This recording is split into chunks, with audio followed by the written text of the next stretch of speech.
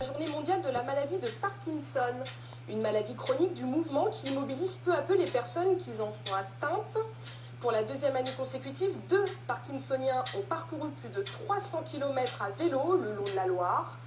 Leur but, parler de leur maladie et d'un de ses remèdes, le sport. Mélior Mohamed et Louis Simonet.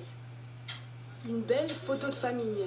Hier, Alain et Joël, atteints de la maladie de Parkinson, avaient donné rendez-vous à plus de 200 cyclistes au pied du château de Chambord. Pour leur 4e et dernière journée de vélo le long de la Loire, ils ont voulu partager leur passion et leur lutte contre la maladie. On a commencé il y a 2 ans et demi à faire ça, à 2 avec mon fils. L'année dernière à 3, avec quelques clubs cyclos. On s'est retrouvé à une dizaine, quinzaine de cyclos. Et là, plus de 200 cyclistes sur 4 jours. C'est merveilleux. Et moi, j'ai un bonheur fou de voir de redonner l'espoir aux gens qui sont atteints. Pour les soutenir, 2 personnalités du cyclisme ont fait quelques kilomètres avec eux, un champion en e-sport et un ex-vainqueur du Tour de France. C'est un loisir qui permet d'entretenir sa santé et qui ne fait pas de mal. On a toujours les articulations qui travaillent dans le bon sens, on renforce un petit peu tous les muscles, pas seulement ceux des jambes comme on a tendance à le croire.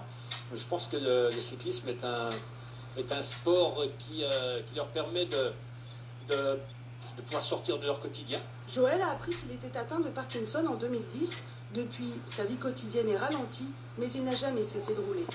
Moi j'ai jamais douté. Je suis quelqu'un qui fonce. La maladie ne me fait pas peur. Il y en a qui se renferment sur eux-mêmes, ce qui est souvent le cas d'ailleurs dans les maladies neurologiques. Mais moi, non, pas du tout. Je veux me battre. Faut avancer, il ne faut pas regarder derrière, il faut regarder devant. Faut vivre. Parce que quand je vois quand même la manière dont il roule cette année par rapport à l'an dernier, c'est extraordinaire. Cette année encore, les 2 hommes ont prouvé que la maladie pouvait être dépassée. Pour 2015, ils se lancent un nouveau défi, le Tour du Loir-et-Cher, à vélo bien sûr.